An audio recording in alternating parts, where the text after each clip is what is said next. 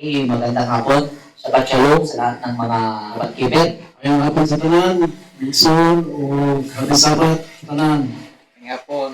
Sa hapong ito mga kapatid ay ating ipagpapatuloy ang ating nakasanayan ng talakayan na ginagawa natin dito sa New Testament at sa ating napag-aaralan ay nasa mga akla tayo ni Apostol Pablo. Ito sa Thessalonica po tayo ngayon sa pangalawang chapter 10. Kung napag-aaralan natin, ang first chapter noong unang Sabat, ang napag-usapan doon ay yun pa rin pagbabalik ni Kristo at marami tayong napag-usapan doon at kung gusto nyo po mapanood, pwede nyo po puntahan ang ating i-upload na dyan sa ating account, sa ating FB account. Nandiyan po yung previews na napag-aaralan na natin at para maidugtong po ninyo sa inyong panonood ang talakayan ito sa hapon. Ngayon po ay ang pag-uusapan natin ay itong tungkol sa son of perdition na isimulan ni Apostol Pablo dito sa mga mananampalataya sa Thessalonica. At alam ko po na napakahalagang talakayan po ito, isa sa napakahalagang talakayan po, lalong-lalo na sa mga ni Apostol Pablo ba, na nag-akusa. Sabihin na natin nag-akusa sa pagka-apostol niya na siya daw, si Apostol Pablo daw, ay ang anak ng kapahamakan o siya yung son of perdition o siya yung suwail na tinutukoy sa kasulatan.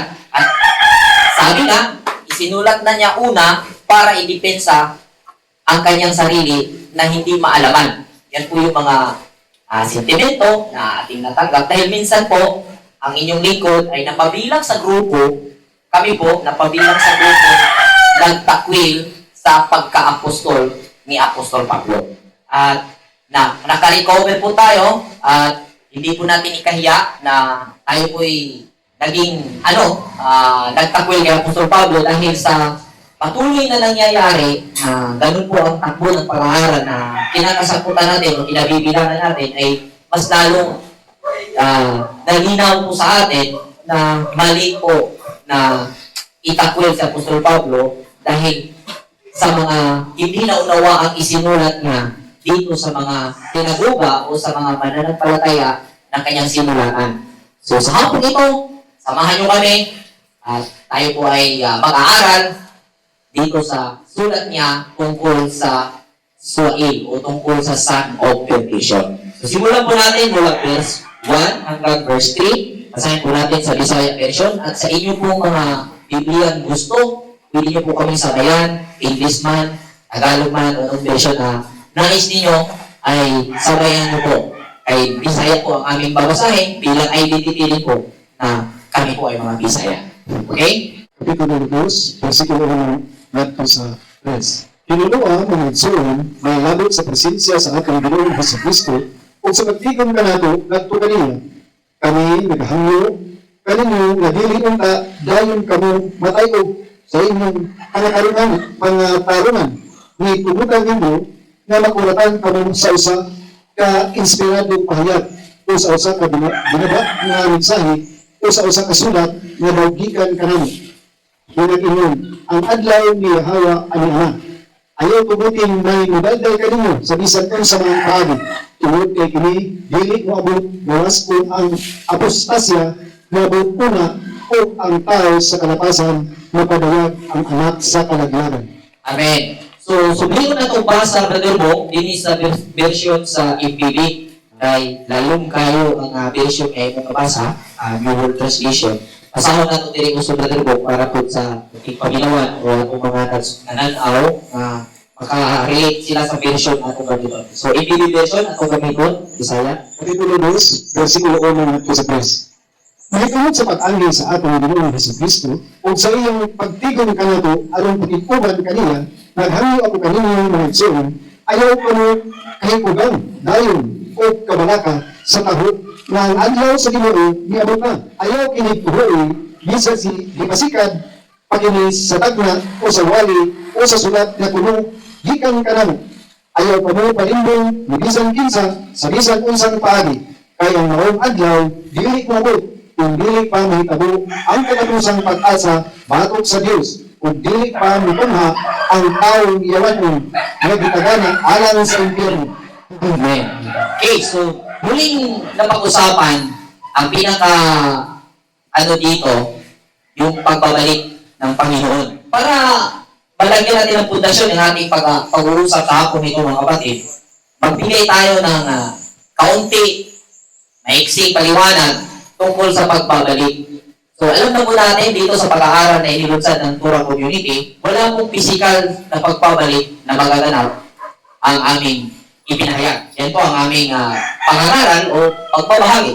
So basahin po natin ang 1, Kapitulo 14, versikulo 15 hanggang 20, at dito po natin i-analisa kung yung pagbabalik ng Panginoon ay talaga nga bang ipinahayag niya sa kanyang kapanahunan na physical itong magaganap o kailangan natin unawain sa ibang pagkakaunawa gaya ng ipinahayag ni Apostol Pablo sa mga verses o sa mga mananampalataya na ating mababasa dyan mamaya. Okay? Basahin natin. Juan 14, versikulo 15 natin sa paligid. Kung higugma ko ng kanako, turunan ninyo ang akong mga suko. Mangayo ako sa amahan, o hatagan kami niya laing mga lalaban. Ang Espiritu sa kaluturan. Aron makikuban kayo angkot sa kaluturan. Ang kaluturan dili makadawat kanila. Kay dili man kini makakita, hindi makaila kanila. Apa makaila kami kanila. Kaya nakuban siya, huwag na ko diha kanina. Dili ko kamo kasagdan, mag-iwasan. Mabalik ako. Sa dili na dugay, ang kalibutan dili na makakita kanako. Apan makakita kamo kanako. Ug kay ako buhi man, mabuhi usab kamo. Inik-abot niya itong adlaw, mahibalo kamo na ako anaa sa mahal, ug kamo aniya kanako, ingon nga ako anaa usab kamo. Okay. So yung paliwanag dito ni Jesus Christ sa kanyang mga kasamahan, sa mga apostoles, siya ay lilisan o aalis sa kanilang samahan at ang tinutukoy dito syempre yung kanyang crucifixion, yung kanyang pagkamatay o kamatayan na magaganap na kanyang nakita ng mangyayari nga sa kanya. So ngayon, may darating na ipapadala ang Ama sa pangalan niya. Ito yung Spirit of Counsel. Ating i-connecta ngayon yung aral kung saan hindi nga nangyari na si Jesus ay muling nabuhay physical at ang nangyaring pagbabalik ay spiritual. Pakinggan natin yung salaysay ni Brother Paul tungkol dito sa verses na binasa kung saan magbibigay sa atin ng liwanag na yung Holy Spirit na ipapadala, yun na yung pagbabalik niya. Okay?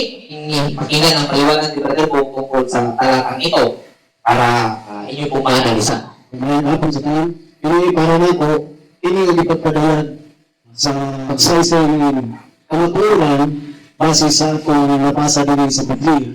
Isang sa katong uling adlaw na ang atong Iso Kristo pag sinuta na o ayagon na sa katong ilahang ginhandog yun na dunay ang buhaan na sa sayang kinabuhi. Pero ninyon siya na ayaw mo kahadlok. Ang amahan, naman ako, doon na sa ipadala. So, base sa atong nabasa, kining iyahang padayag na, iya na hatag sa iyang mga tinanan na kining pagbalik, diligay ni kining iyahang kauhanon, kining physical na kahintay, kundi ang espiritu hanon.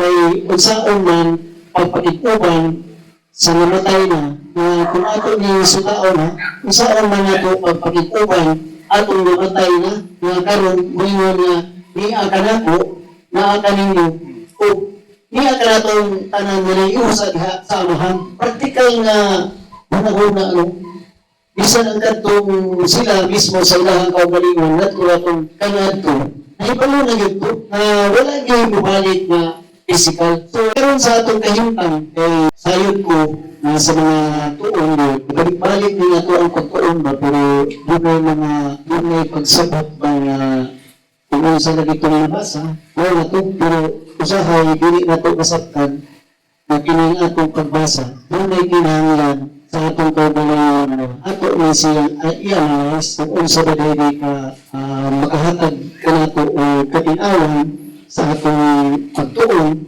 dili sa atong realidad na kahimtang sa atong kinabuhi. Kaya kung dili nato ma-apply kini atong ginatinuha na masabtan kini kasulatan na dili na mga kasubuan ipadayon na kunya wala po tayo dili ta manumbalik sa atong paghatag ug analisa pagsabot di ay sa realidad nga kahimtang ni ang kini kanapuoran dinhi sa atong pagkatao kining atong journey ba sa kinabuhi is pagkatao ka diri physical ni kalibutan pero wala nato mahatagi o kahigayonan ang atong espirituhanon nga kahimtang na diin mao katoy pinagkaulukan na mao'y tinuha sa atong amahan na mao kini ang masinati sa makag-usa kanato dili sa kalibutan na mingkas kita ani buhi panining kalibutan para nako kining pagbalik dili gid ni physical kay dugay ng mga kasaysayan may mga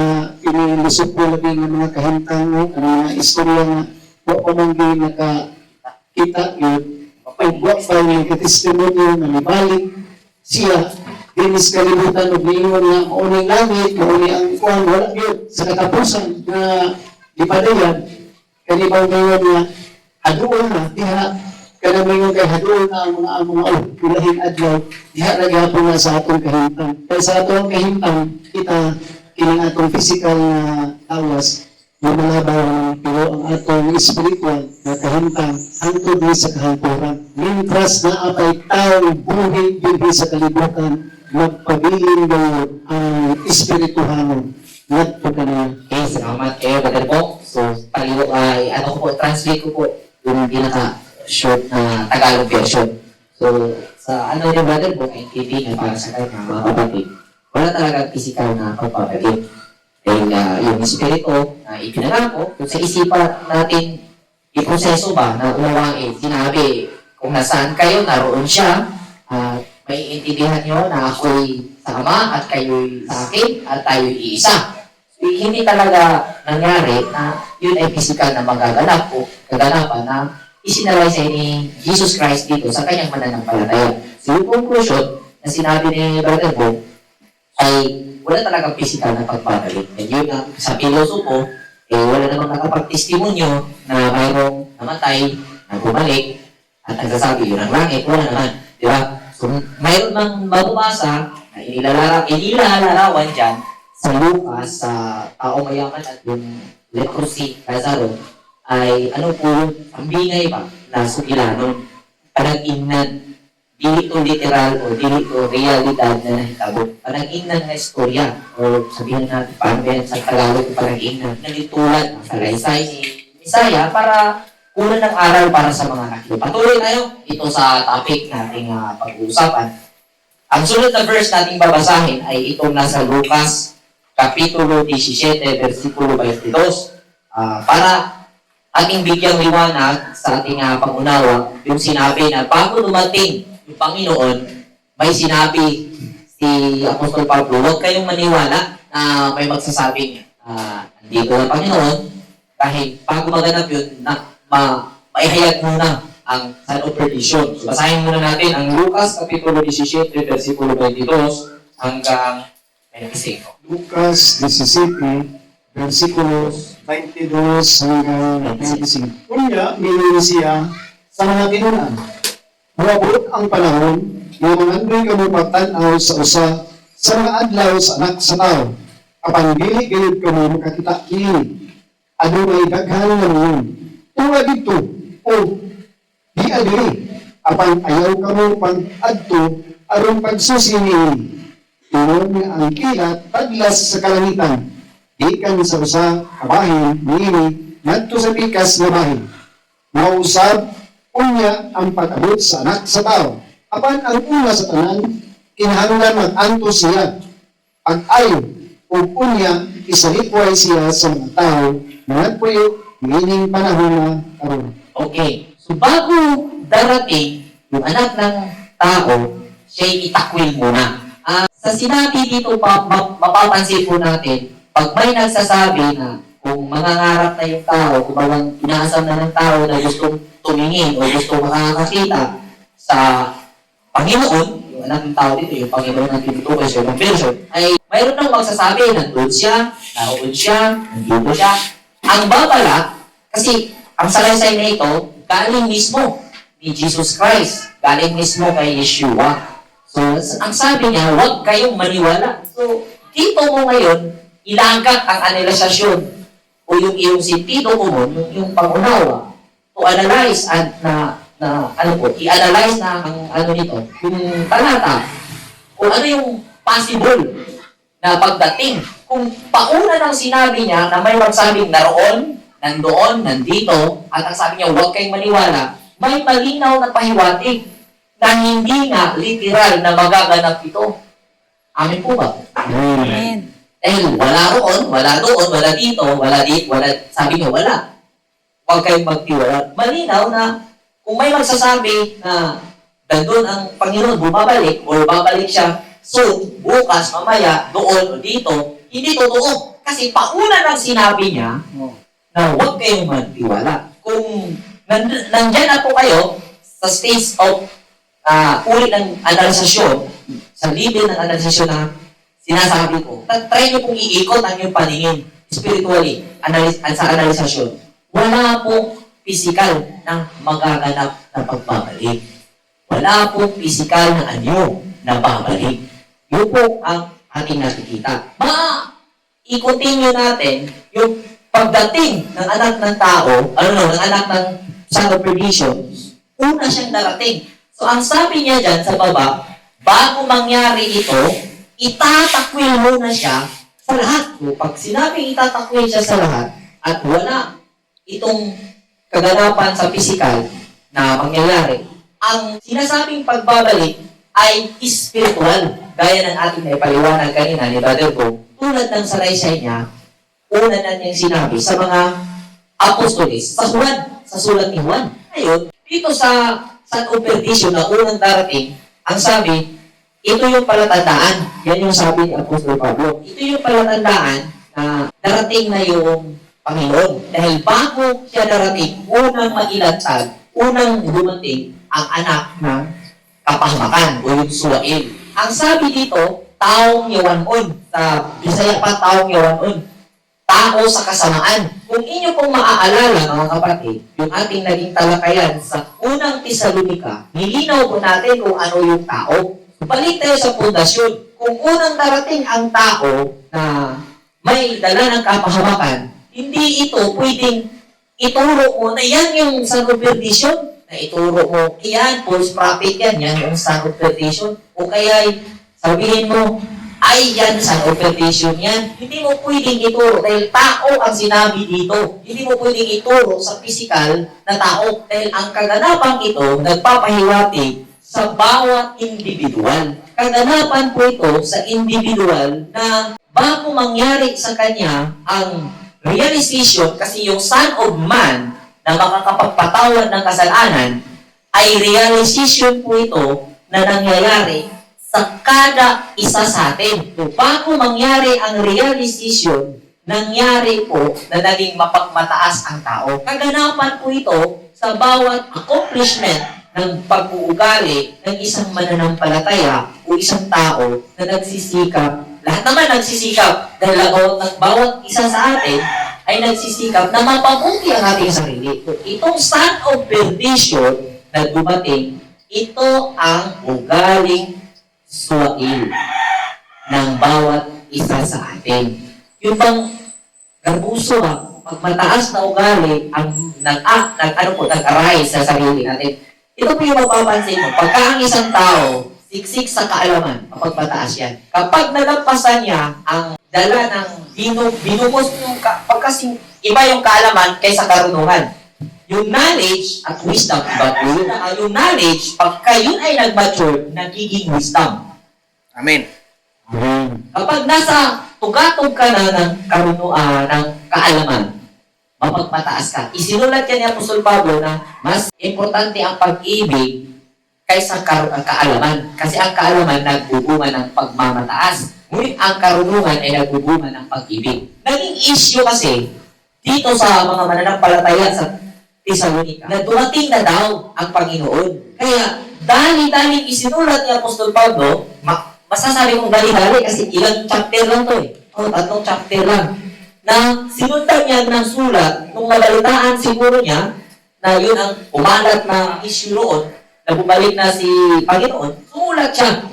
At ang sulat niya ito ay hango o tugma doon sa babala ni Jesus Christ na huwag kayong maniwala. Kasi ang sinabi dito, bumalik na yung Panginoon, magiging sanhi ito ng pagkalinlang ng mga mananampalataya sa Thessalonica na pagka pumaroon sila kung saan sinabi na doon yung Panginoon, bumalik na. Kaya pinaunahan na niya na wala, ang palatandaan na bumabalik na o babalik ang Panginoon, magiging unang mahayag ang anak ng kapahamakan. At ang anak ng kapahamakan, kung ating mapapansin, sa salaysay ni Moses, sa human development, no? Yung pagtatagpo ng babae at ng ahas. Kasi yung anak ng kapahamakan dito, yung tao ng kapahamakan, may dala siya ng kapangyarihan ni Satanas. No, yung word na Satan, origin po niyan sa Genesis is serpent. Yung po yung ahas. Kung saan, ginamit dito, Satanas, ngayon kasi, pagka sinabing Satanas, ang naglalaro sa isipan mga nagbabasa ng Biblia, kapag nabasa sa Satanas, yan ay makapangyarihan, kaaway ng Diyos, na mayroon siyang separate entity, na hindi inalam ng tao na yung Satan is part ng iyong pagkatao. Yung devil, part yun ng ating pagkatao. Kasi yung devil sa ibang version is bad. Alam mo po, mga kapatid, yung good at bad, isang bagay lang po yan na mayroong dalawang itsura. Tulad yan ng malinis at marumi, liwanag at dilim. Isang bagay po yan na may dalawang itsura kung saan hindi pwedeng magkahiwalay. Dahil kung wala ang dilim, hindi maa-identify ang liwanag. Amen. Kung wala ang karumihan, hindi maa-identify ang kalinisan. Kung wala ang good, wala ang bad, hindi ma-identify ang good. So, nawa maging malinaw ito na ang good, bad, clean, yung hugaw, yung marumi at yung devil, iisa lang po yan at mayroong dalawang itsura. Sa madaling salita, mga kapatid, huwag ko yung magbuluhan sa akin, ha? Ito yung shortcut. Yung devil, yung Satan, is part ng righteousness system. In other words, part ng God. Amen. Part ng Diyos. Dahil yung Diyos, yung sistema na kinagisnan natin. Pansinin niyo po, mga kapatid, yung existence ng God, ng Diyos sa atin, kapag ka umandar itong tatlong capacity, isipan, damdamin, at lakas, yung total function po nito, yung po yung consciousness. Alam niyo po, sa Bisaya pa, mauna ang kalibutan, consciousness. Ang function aning tulo una, pagbati, uglawas, o kusog, mauna ang kalibutan. So, nahira ko nang nakumatos, so wala ka na. Buhi na siya. Moving the way. Kunahuna. Function yung subconscious, kaya naginawa man siya. Pero yung conscious, wala. Way kalibutan. So, wala siya kalibutan. Buhi siya, yung mo siyang dalkon sa laing dapat, dalhin mo siya sa ibang lugar, at ibalik o dalhin mo siya kung saan, hindi niya nalaman kung anong nangyari, ba't napunta siya sa lugar na yan, o anong nangyari sa mga nagdaang mga panahon na lumipas, dahil siya nga ay out sa kanyang conscious. Pero active yung kanyang subconscious. Kasi humihi nga siya. Kung ang tatlong capacity na ito ay magpalyar ang isa, mayroong palyado na isa, ang mangyayari, hindi conscious ang tao. Dahil ang total na magiging consciousness o magiging world o magiging sanlibutan o magiging buhay, baga, itong function, ang total function ng tatlong capacity. Nagawa niyo po? So, Amen. yan po yung, dyan po kikilos yung totality ba ng pagka-Diyos at nandyan po sa loob ang good at bad. At kung ating mapapansin, Ama, biruin mo niloob ng Ama, kalooban ng Ama, na ang kanyang anak ay magdusa para sa kaligtasan ng sanlibutan. Biruin mo, niloob ng Ama kalooban ng Ama na ang kanyang bugtong anak ay magdusa at maipako sa krus sa Kalbaryo para sa kaligtasan nating lahat. Sa pilosopo pa nga pag-astorya, Brother Pong, ikaw kung tarong ka naman, kung righteous father ka, yung mga masasama na tao dyan, gusto mong iligtas, isacrifice mo yung pinakamamahal mong anak. Gawin mo yun, righteous ka. Ha? Kasi yung interpretation sa talatang ito is literal eh. Literal na yung pinadala si Jesus, ano po siya, lalang sa balang espiritu. Ano bang termino sa na ipadangkod sa balang espiritu, wala sexual intercourse daw. Pero meron yan. Paliwanag natin yan. May gagawin tayong video. May ginawa na tayong video yan. Mayroon yan. Bibigyan natin pagbabas yan. So nangyari, ganun yung pangunawa. Ibinigay ang kanyang anak. John 3:16. Ang Diyos ay umibig sa mundo kung kaya ang kanyang buong anak ay ibinigay para sa kaligtasan. At kung sino yung magtiwala, makakakamit ng buhay na walang hanggan. Pero yun mo, kung literal, kaya mo gawin yun? Kasi ginawa ka by His image. Kung mabuti, tingnan mo into reality at literal mong ganawain isa gawa. Napaka-buti mo kayang Ama. Tapos mga suwail yung mga tao dyan. Ang kaligtasan nila ay nakasalalay sa anak. Ipapapako mo yung anak mo para sa kaligtasan ng mga masasama. Kaya mo gawin yan? Walang gano'n. Tama po, may gano'ng sinabi. Pero hindi po gano'n ang naganap. Tinutukoy ko kasi dito yung maturity. Ang human development, pag mature, yung maturity ng human being, talagang bago niya makamit yung wisdom, darating muna sa kanya as final test sa kanya. Darating sa kanya yung rebellious spirit. Tingnan niyo po, sino nagtatag ng Turi o Babel? Nemrod ba? Tama po ba ako? Rebellious po yun. Hindi po yun literal ka. Rebellious spirit po yun na nandyan sa katawan. At pansinin niyo po, ang ipinaliwanag ng mga apostoles, kasulatan. Yung isinulat ni Moses at kanilang ipinaliwanag. Gusto kong linawin ito. Yung sinabing kasulatan, from Genesis to Malakal, yan po yung scripture. Yan po yung kanilang ibinahagi, binigyan ng tamang kahulugan, ipinaliwanag sa tao, dahil yan yung manual ng buhay, ipinaliwanag ng tao, ng mga apostoles, ang scripture. Pag sinabing scripture, ulitin ko, Genesis to Malakal. Hindi po kabilang sa scripture ang Matthew to Revelation. Pero hindi ibig sabihin, hindi po natin tatagilikin ang tinatawag na New Testament. Dahil ganito po yan. Yung New Testament, o Matthew to Revelation, is a testimony, kung sa Hebrew, idot ha Elohim, testimonyo sa Diyos, kung sa katinuod, ang kasulatan. Magaling salita mga kapatid, ang New Testament from Matthew to Revelation ay kasaysayan kung paano nila ibinahagi, ipinangaral ang kasulatan. Nakuha niyo po, testimonyo po ito, New Testament, at pagbibigay kaliwanagan sa kasulatan. Nawa, maging malinaw po ito, yung son of perdition dito, na ay yan sa son of perdition yan, turo ka ng turo, na kung sino mang mga leader na ayaw mo, ayan, son of perdition yan. Yan, anak ng kapahamakan yan. False prophet yan. Mali ka kapatid. Dahil ganito po yung nagkakanap.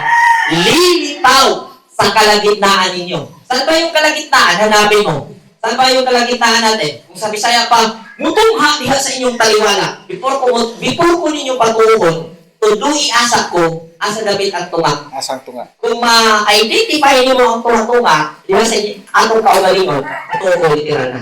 Pero kung mayroon ka diba sa mong una-una, sa yut-yut na mamasangil ka, na kanyang tawanan, mini ng propeta. Mali talaga na sabihin mo, false prophet siya, son of perdition siya. Then, ang kaganapang isinalaysay dito sa pangangaral ng mga apostoles, sariling kaganapan po ito.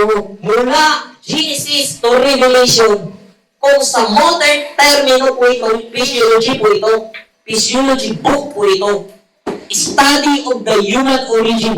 Ito, panawagan ito eh. Gusto kong i-upgrade ninyo, pangunawa ninyo mga ngaral tungkol sa pag-aaral ng Biblia. Nang sa ngayon po, ay hindi kayong turo na yan yung false prophet yan kasi mababasa dito, yun ginagawa niya. Hindi. Ito po, kung lilitaw sa inyo, marami ang mga false prophet in last days, lilitaw ang maraming mini propeta. Kung may magsasabi, yung nagsasabing hindi totoo, kung maniniwala ka, kung hindi ka maniniwala, may magagawa pa siya. Bakit? Na-deceive ka. Dahil ang tunay na paglitaw ng false prophet ay hindi yung taong nagsasabi, kundi yung interpretation na sinalo mo o ginamit mo, tinangkilik mo na nakikita mo sa loob ng iyong isipan. Yun yung false prophet. Yung son of perdition, hindi po ito literal na tao. Ito po ay pamamaraan na mararanasan ng tao at niloob na ganito po ang magaganap upang iligtas ang sangkatauhan sa pamamagitan ng kanyang puntong na. Ang kaganapang ito, dito po maranasan ng bawat individual ang paghihirap kapag kanyang tinangkilik ng mahabang panahon ang pagkaswail na ugali sa kanyang sarili. Dito siya maghihirap. Ang buha. Amen. Tuloy natin. Verse 4. Supako niya ang tanan nga gipakadiyos o gipakabalaan sa tao. Magpalabaw siya sa kanilang tanan.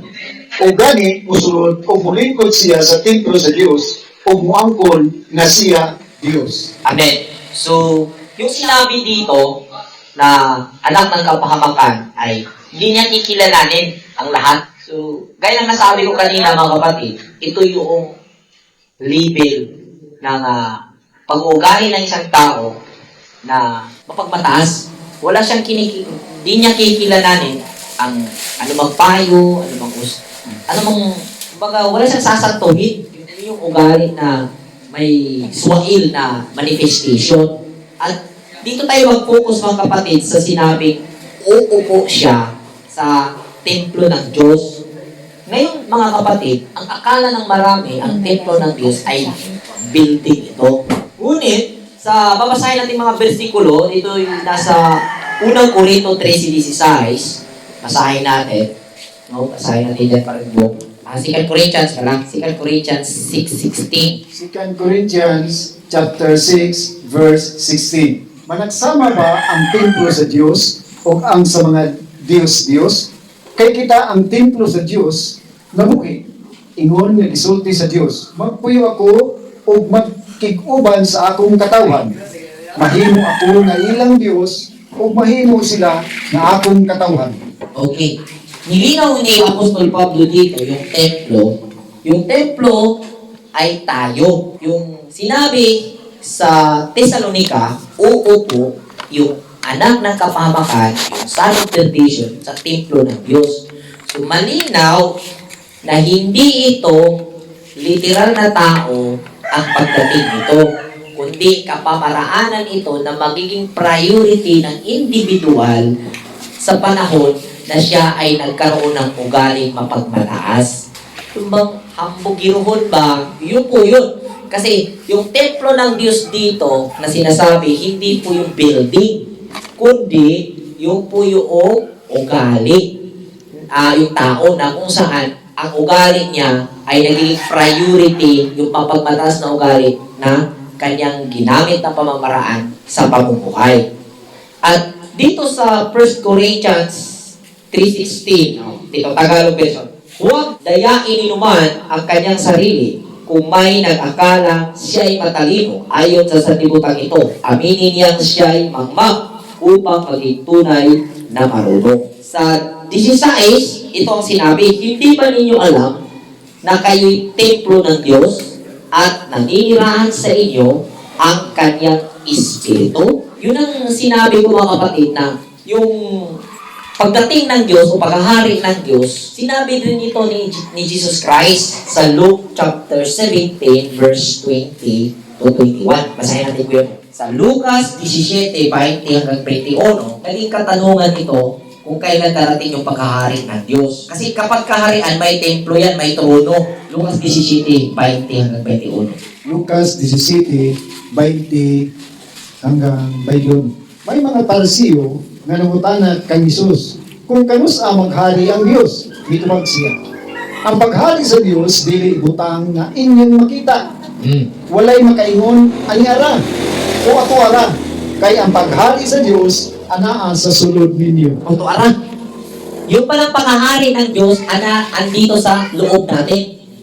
Which is yung templo na sinasabi ng uupo roon ang son of perdition, hindi yung templo na building na kagaya ng interpretation ng mga Messianic Judaism ay, kasi Messianic Judaism din ako, darating daw yung panahon na yung Jew Orthodox, statement nila ito naaalala ko lang, itatayo daw muli yung templo, kaya sisirain daw yung dyan, yung muskiyata, para itatayo daw yun.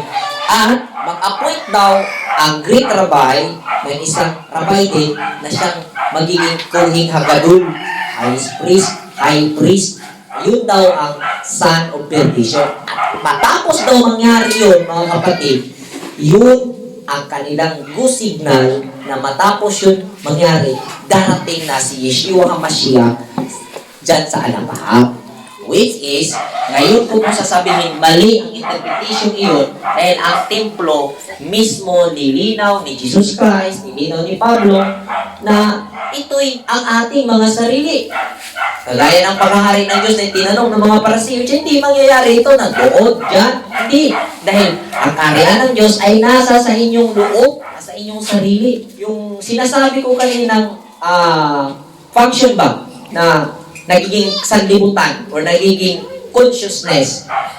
Kapag nag-function ang isipan, damdamin, at lakas, ang total function po niyan, yan po ang kaharian. Diyan po mag-exist. Diyan po mag-iral ang kaharian ng Diyos. Spiritual po yung kaharian. Spiritual effect po yan na binubuo ng tatlong sinasabi ko, isipan, damdamin, at lakas. Diyan po iiral ang kaharian ng Diyos.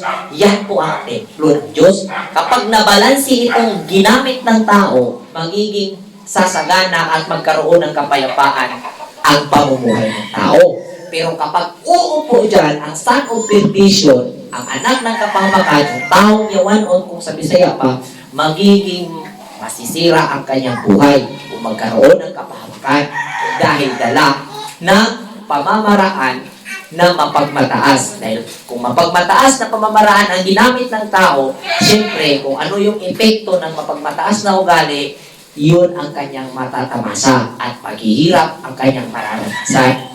So yan po ang templo ng Diyos sa atin po yan. Kaya yung anak ng kapahamakan, hindi po yun isang tao na turuin mo yun, siya yun, hindi. Yan po ay mangyayari sa individual. Next. Versikulo 6. Apan may nagtugong niini aron dili kini mahitabo karon ug nasayod kamo niini busa sa panahon nga gitagal muanhi ang taong yawanon. Yun sinabi, darating ang suwagin. Saan ito darating? Para bang isang tao magtuturo ng pahamakanti, pamamaraan ito na darating sa atin. At kung ang kapamaraan ng iyon ay nagiging nakapwisto na sa iyong isipan, saka darating ang isang magpapagamit o di kaya ikaw ang magpapagamit literally for the physical existing ng tao kapamakan, ng taong suhi. Kasi bago nangyari na may lilitaw na literal na taong kapahamakan, nangyari po na nakapwisto siya spiritually sa mga physical na nabubuhay. Dahil dumating ang pisikal na tao na mangangaral ng maling aral dahil mayroon ng spiritual na existence yung taong kapahamakan sa isipan ng mga nabubuhay. Kasi kung isipin nyo po, bago dumating, kung ano yung dumating, hindi po yan ipinadala dahil hindi hiningi ng tao. Lahat ng meron ay hiningi yan ng tao. Kaya dumating, kasi hindi nagbibigay ang Diyos kung hindi mo hinihingi. Lain siya kayo, mahatag siya, huwag ikinahanglan. Amin ba? Amen. Yahweh Yireh, great provider. Yung Creator is great provider. Nagpo-provide siya sa pamamagitan ng paggamit natin sa capacity na nasa sa atin. Hindi tayo pwedeng kumindi sa hiningi natin. Ang nangyari, parang nakahingi tayo ng hindi natin kailangan dahil hindi natin inaalam kung paano natin gawin ang paghingi doon sa may likha. Kumbaga, sa madaling salita, yung totality na capacity mo ay hindi mo inalam. Baga, kung sa cellphone brother mo, nalibog ka, nainigawas ka itong picture. Nung naangay nga picture, nawa na sa bahay ka, ano sa katulong pinagbalik ka, mutuhan na po doon kalit. Dili siya, buti pasabot nga, mutuhan na to siya kalit. Available yun to siya, nakakamakot. mo gamit. Yung panawagan natin, no, sa pag-aaral ng Biblia, kailangan po natin aralin ang ating sarili. Dahil libro po ito para ang tao ay matuto paano niya gamitin ang kanyang capacity bilang na makapangyarihang nilalang. Naku, yun po. Amen. Darating ang Son of Perdition, ulitin ko, kaganapan ko ito sa buhay natin. O ang gigil ng tao kang bugiro, usan na mo asinso. Kunya ang delikado niya, bilang asinso mo bugiro, mo balik na po dito sa ubos nga. Kaya kung dili man sa literal nga kahintang ubos, pero sa spiritual status, ubos. Kay balay, hindi ka to. Kaya kay kwarta, hindi malibay. Ano ba? Amen. Ano man, ubos, yan spiritual event. Yan spiritual status. Ayaw mo pag-una-una nga, kanagrupuha, mo na ang Son of Perdition ilang leader. Ayaw na mga na. Kaya ang Son of Perdition na anak sa kalausan na to, process na. Hindi darating ang anak yung anak ng tao ay may ang Panginoon kung hindi siya darating. Dahil siya yung process as a final test sa tao kung unsa ka pure ang iyang tinuha sa pagbato ng kaalam.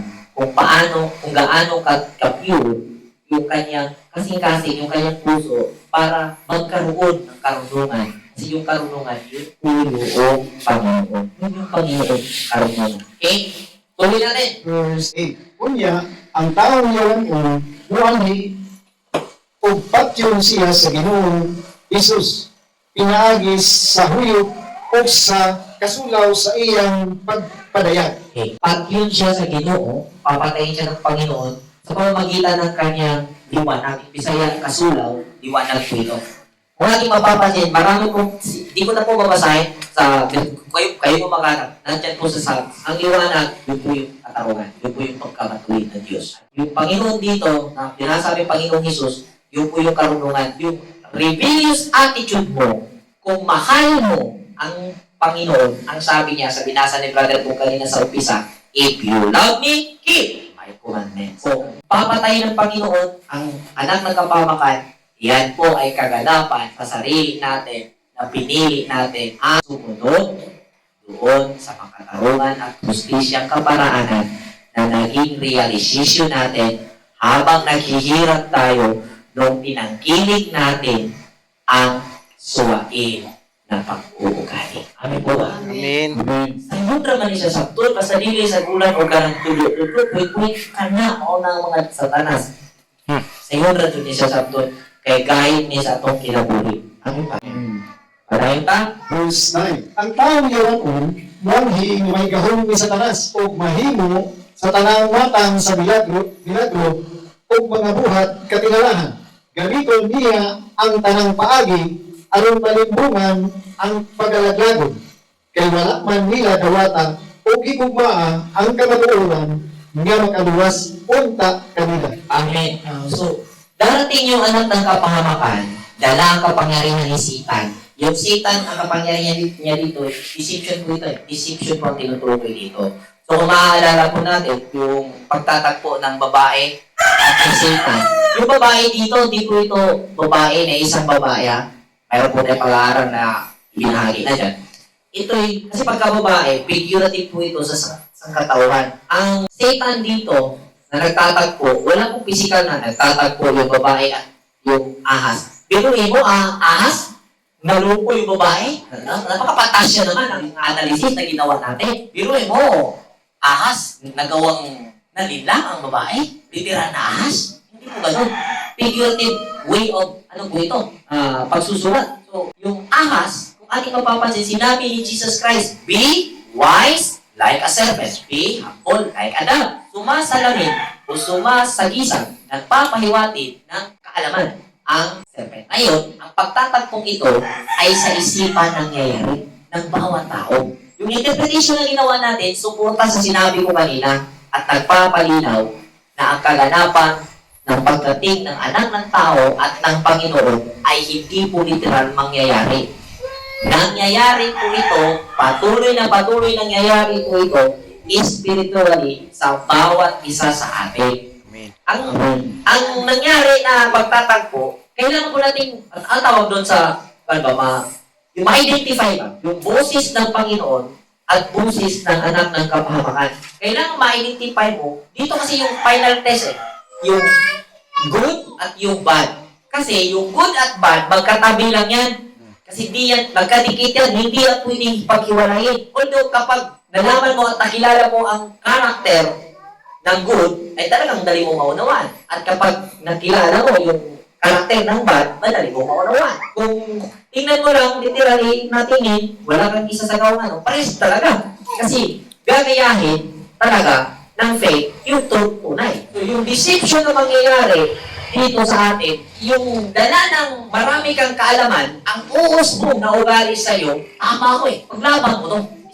Isa itong halimbawa na ako, ganun din ako nangyari sa akin na mangyari na kung ano mangyari. Basta katotohanan, pula ay pula, itim ay itim, puti ay puti. Mamatay na kung mamatay, basta nasa katotohanan. Yung mag-uri gano'n na pahayag, ano po yun immaturity. Kung ganyan ka, ngayon, immaturity yan. Puti ay puti, itong ay itim. Kung ganyan ka, mag-aral ka pa tungkol sa iyong sarili. Kasi ganito yan. Kapag kasi tama, panindigan mo yan. At ilalaban mo yan. Tama ko. Hindi na tayo lalayo. Sa relationship, as husband and wife, dito natin simulan. Nagalit si asawa na lalaki dahil mali ang ginawa ng asawang babae. Humingi ng paumanhin ang asawang babae sa lalaki. Ngunit talagang bahala na sa kanya yung nasira na bagay. At ano man ang rason na gagawin ng babae ay hindi niya matatanggap. Pagdating sa argumento, magsasabi na siya ng magsasabi ng hindi tama at ang kanyang magiging hugot na rason kaya niya sinabi yun dahil tama siya. So, ang madaling salita, hindi kasi magawa ng isang tao ang pumanig sa katotohanan o sa kabutihan kung siya ay naniniwala tama. Kung naniniwala kang tama, hindi mo kaya pumanig sa katotohanan. Kaya, kung papipiliin ka sa tama o sa pag-ibig, kapag tama, batas ang basihan. Kapag pag-ibig, gratitude ang basihan. Awa. Amin mo ba? Amen. Yung awa, yung damdamin. Kapag tama, batas ang basihan. Luoy kay kunin mo. Pero sa akong taman, nataynahin mo. Mandato, manis balaod. Pero kung ang implementor sa balaod, ningon siya, luoy kunin mo, mao nga, dili lang tikang isyuhan. Pero ayaw na ni Usbahan. Amen ba? Amen. Amen. Muna kalahian sa gugma o sa sakto kay sigurado yung ko, Brother Bo, na kung sakto imong pili o di ka makapabili na sakto kay ang kamatuoran ang tao masayod yun. Kaysa dihang iyang ipatibabaw na siya sakto, diha na inon siya makahimo og sayo. Pero kung gugma imong ipatibabaw, walay makahukom na sayo ka. Tungod kay gugma. O na ingon nga kung kanang balaod ang basihan, mahukman ang tanan. Pero kaya ang ibasihan sa Diyos gugma man, kikaluyan ang tanan. Mga ang proseso sa Ginoo, ang process na ihatag sa Ginoo, niloob niya ang kanyang anak na ialay para iligtas ang lahat.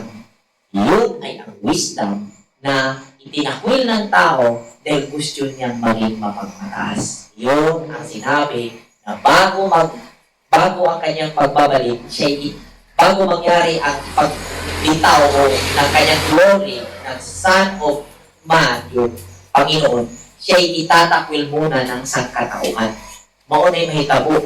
Kay kasagaran yun sa tao, dili kina siya mo, pili sa kanang kaangayan. Ang iyang yun, ako'y sakto. Magkinaon sa sakto ko. Sakto ko. Gusto lang na akong ipaabot. Akong napagani ka sa kanang pakik-away tungod kay sakto ka. Yun ka. Karoon ako ha.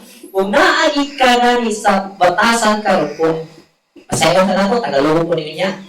Kung maapakakaroon sa batasan nga, makiglalis ka, makig-away ka, makiglatungi ka, kay sakto ka, sultihan ka, sayot ka. Pero, kung naanagani ka sa punto, nga bisag sakto ka, mihilom ka, kay dili ka bisag sakto ka, nihilom ka, kay di ka gustong away, sakto ka. Kanami sa. Kinahanglan ka mo pili, right o kindness. Muna ang kindness o right. Right o kindness. Muna yung pilihan sa tao. Kunya, kaya ang tao, di gina mo pili kindness. Muna klaro. Right. Once na daghan kay kayong balok, right yun na ang pilihan niya. Katungod ko ni. tungod ko ni, dili na siya mapiling kindness. Pero unsay konsepto sa Biblia, unsay ka ng principle sa Bible. Kung gusto ka, ingon si Jesus sa Mateo 6:17, ingon siya, kung gusto ka nga dunay buhaton nga maayo ang imong isig katawo diha nimo, buhataon ang ingadto kanila. Kung gusto mo raw na may gagawing mabuti sa iyo ang iyong kapwa, gawin mo muna ito sa kanila. Unsa ni? Ano ito? Di ba kindness ito? Di ba? Ito yung principle. Pagka kindness ang ugali ng isang tao, ang Panginoon nagbalik na sa kanya. Pagka ang isang tao pumili na siya ay tama, right, ang kanyang pipiliin talaga at ipaglalaban niya, mali ka. Right. Ang pinili mo, wrong ka doon. Tingnan mo yun sa debate. Marami. Anong nakakasira sa relasyon? Pareha sila. Naniniwala, tama ako. Yung isa din, tama ako. Pero kung silang dalawa, kindness ang ipapairal, may away ba? Wala. Ang right at kindness, halos magkamukha. Di ba? Kindness at right, magkamukha, halos yan. Yan ang dalawang kailangan nating ma-distinguish. Kailangan nating ma-interpret. Diyan sa ating decision making, during sa ating development. Sakto ni. Sakto bitaw. Unya, makiangayon na. Sakto ganit, pero dili makiangayon, di na sakto, sino na. Deception na siya sa pamaagi sa kapahamakan. Mag-antos ka na. Pero ingon palagi, paano mo malalaman kung di mo susubukan? Subukan mo, masisira ang buhay mo. Okay? So yan po mga kapatid, ang son of perdition. Yan ang pahiwatig dito. Wala po itong pinupunto si Apostol Pablo, yung grupo na yan, son of perdition, yan po ay false prophet, wala po. Pagtuturo po ito ng Apostol Pablo para sa development ng aking sarili, para magiging effective na tao pa sa inyong sambayanan. Amen po ba? Amen. Okay, tuloy natin. Tungkol ni ini, gihimo sa Diyos na malimbungan sila o mutuo sa aron kasilutan ang tanan na wala mutuo sa kamatuoran, kundi nagpatuyang hinuon sa pagpakasala. Amen. So, dito tayo focus. Dito tayo focus. Basahin nyo yung, verse 10 to, basahin nyo yung mga Tagalog. Kung kayo po yung Tagalog, English, niyo kayo basahin. Sa mga Bisaya, binasa na natin Bisaya. So, ano ang purpose ng son of perdition yung pinadala? Para parusahan yung mga patuloy na gumagawa ng pagtakwil sa karunungan. Wala po? Kung sa Bisaya mga version, ipadala ang anak sa kalaglagan para sa mga laglaguno, para sa mga supakan, na naman, aron, putlion. Kung di ka supakan, o gamay na nagpagantos, ganun miabot, nga doon ay tao, nga nanudlo sa'yo, ipadala na siya, kana yung physical na pag-iral, yung physical na pag-iral niya, hiningi mo yan. Dahil sumagil ka, may suwain ng pamamaraan. Tingnan natin. Yung reality na nangyari sa atin. Ako na mismo, di na tayo lalayo. Expectation ko kasi sa pag-aaral ko rin ng Biblia noon, darating talaga yung mensahero ng silangan. At ang silangan talaga, Pilipinas talaga sa calculation ko. At kung hindi ko matanggap, hindi swak sa akin yung mga unang nagpakilala ng mga mensahero ng silangan, ini-expect ko talaga na may narating na iba. Ngayon pa man, may dumating na nagpakilala.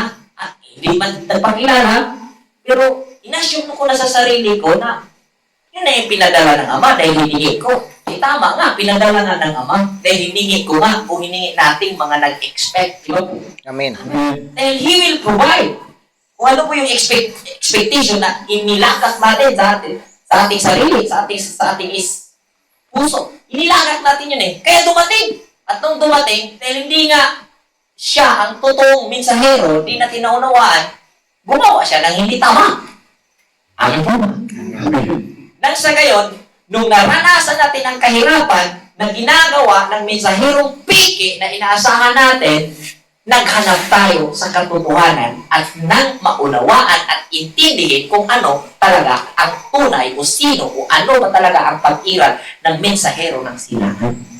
At nilaliman natin ang pag-aaral nang sa gayon, ito na, nagkaroon tayo ng pangunawa na hindi pala iyon literal na ay physical na mensahero ng silangan na darating.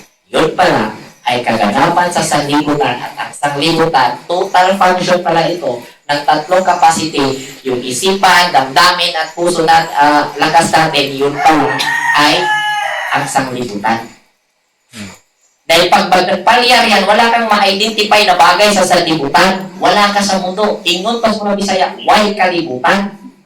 Amen ba? Amen. Amen. Pangutan na rin ng Bisaya sa mga Cebuano o asa ang sultan, ang tupag na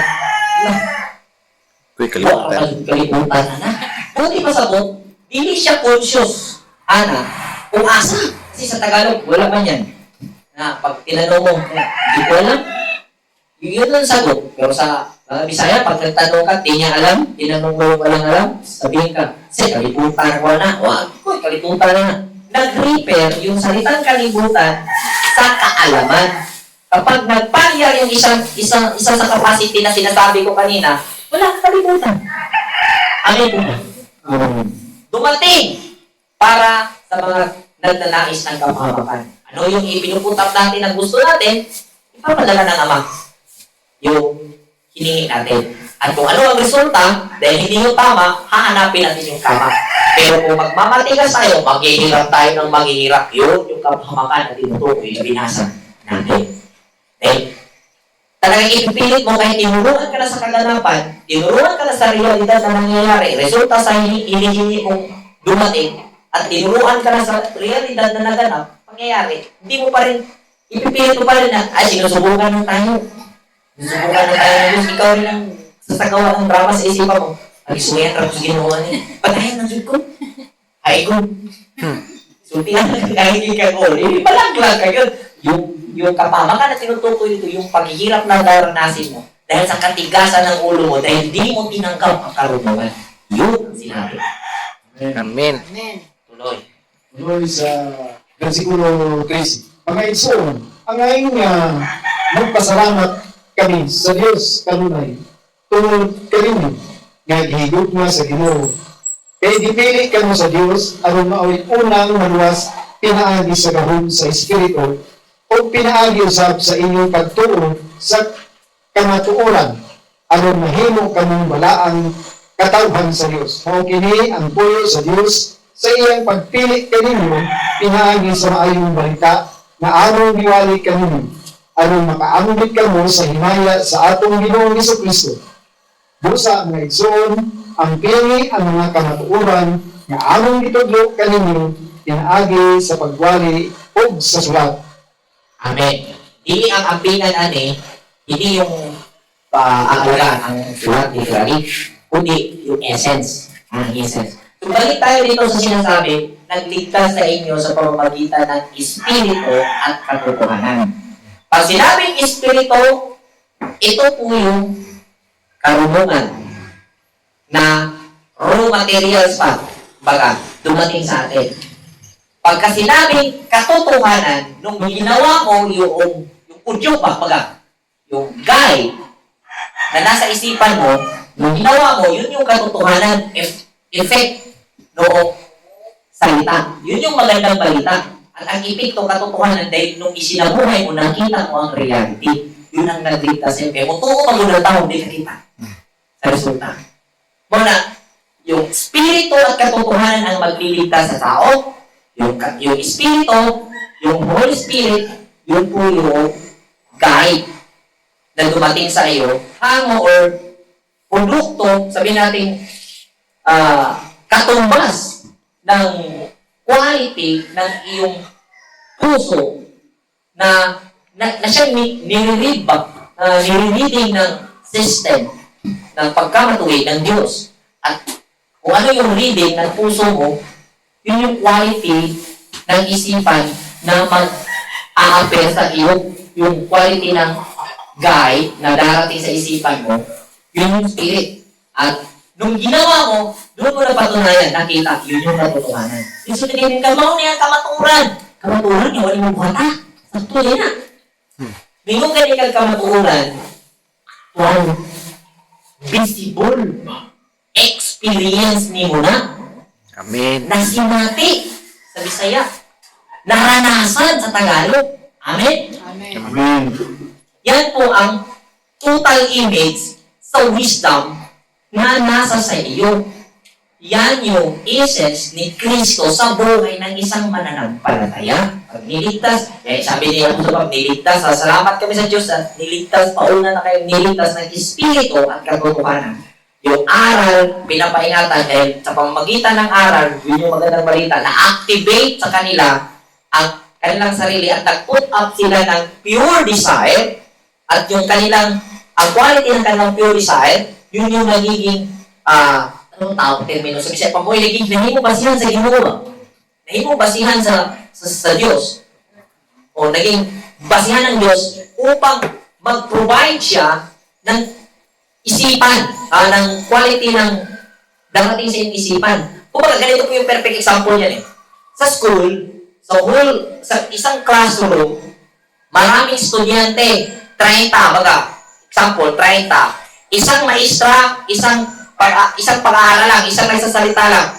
Nung isa sa gawang quizzes, yung isa sa gawang pagsusulit, iba-iba ang sagot. Bakit? Ano nangyari? Tungod, kay kung unsay quality sa ilang gihatag na pagtagad sa lesson, sa gitudlo, kung unsay desire nila nga sa pagtudlo, unsay quality atong desire na samtang naminaw sila, unsay quality nga desire nga na-develop sa ilang kaugalingon, maura po ito'y quality nga ihatag sa sistema sa ilang kaugalingon. Makapangyarihang sistema na nasa iyong katawan, mag-generate at mag-provide ng ayon tugma sa quality ng iyong inilaga tungkol sa sitwasyon na kinaroroonan mo. Ganyan po yung epekto, ganyan po kumikilos yung sinasabing Diyos sa buhay natin. Diyan po siya sinasabi, ang lakas Diyos sabi, kung wala ka o Diyos, wala kami. Di mo naiintindihan kung paano siya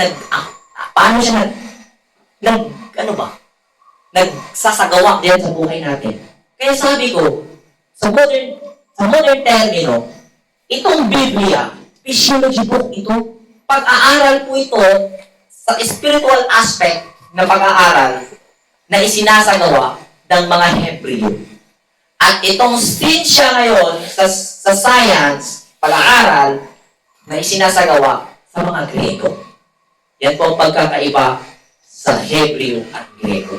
Ang Hebreo, hindi pa nakikita, pinaniniwalaan na, at yun yung nag-fuel sa kanila, yung nakita nila spiritual. Hindi pa na nakikita literal, hindi pa na nakikita literal, pinaniniwalaan na nila, at yun yung nag-fuel sa kanilang pagpupursige upang isagawa yung kanilang nakikita spiritual. That is the definition of faith.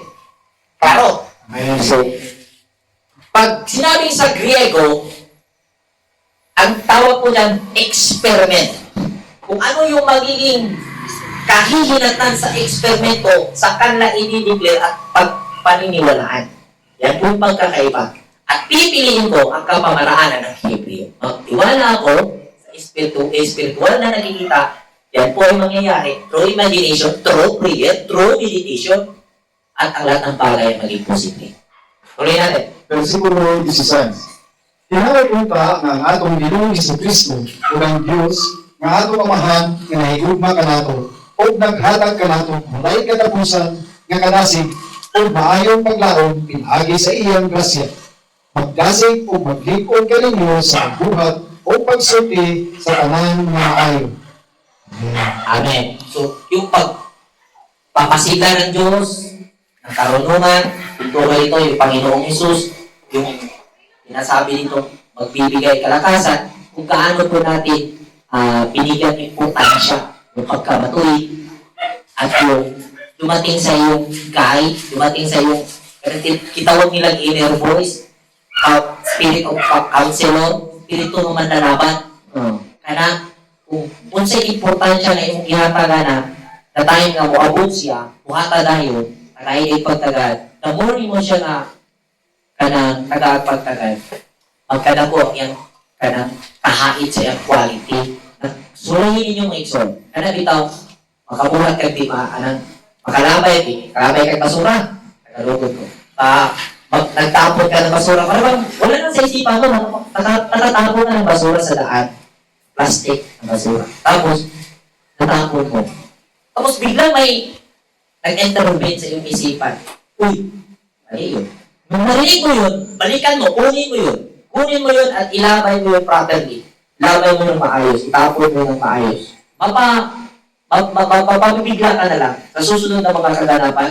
Before, nung unang nangyari, natapon mo sa kasyang paalala. Bago mo pa magawa, magsasabi na siya, huwag mong itapon yan. Early, aagahan pa niya. Nung nangyari una, natapon mo na. Nung natapon mo na, parang may mahina na boses sa isipan mo. Uy, hindi pwede yan. Hindi righteous yan. Balikan mo, kunin mo. Nung kunin mo, itapon mo ng tama, sa tamang lugar, obserbahan mo, mabibigla ka na lang. Sa susunod na magaganap, mauulit yan. Sa susunod na araw, sa susunod na panahon, kumain ka, may basura, hindi mo pa maitapon. Una na, sabi na niya, proper disposal. Ganyan po, nag-upgrade. At nung pinakinggan mo, proper disposal, hindi mo na naitapon mo ng tama, mapapabigla ka na lang, lahat ng aspect, ililigtas ka ng karunungan. Amen. Amen. Ililigtas ka ng karunungan. Yan ang spirit na sinasabing manglalaban. Kasi sa Tagalog, pag nalalaban, kaaway. Sa Bisaya, pag naglalaban, kakape. Ganyan po, kakape. Yan yung spirit na kakape sa Tagalog. Kaya sa Bisaya, mabali yan. Nalalaban, kaaway. No, ano ko lang po, reality po ito, yan po yung sinasabing ililigtas ka ng espiritu, yan po yung proper example, yan po yung perfect example na niligtas kayo ng espiritu at katotohanan. Kasi nung na-experience mo, nung pinakinggan mo yung espiritu, sa susunod, mas naaga pa siya. At pag may mga kapahamakan, mabibigla ka na lang, may magsasabi, wag mong gawin yan. O mapaisip ka, baka may makikita ka in advance na kung gagawin ko to, baka yun ay tatama sa akin. Parang unusual na nangyayari sa isipan mo. Hindi mo yan gawain. Produkto yan ng iyong pagpapakita at importansya doon sa tama. Simulan mo sa mali at obserbahan mo. I-chat mo ako kung mali ako. Yan po mga kapatid. At nawa nakapagbigay tulong ito ng pag-aanalisa natin sa Biblia at nakatulong po kami para tapikin ang bawat isa sa inyo na i-upgrade ang ating pangunawa dito sa banal na kasulatan. Magandang hapon sa ating lahat. Happy Sabbath. Shalom Aleichem. Shalom. Shalom. Shalom.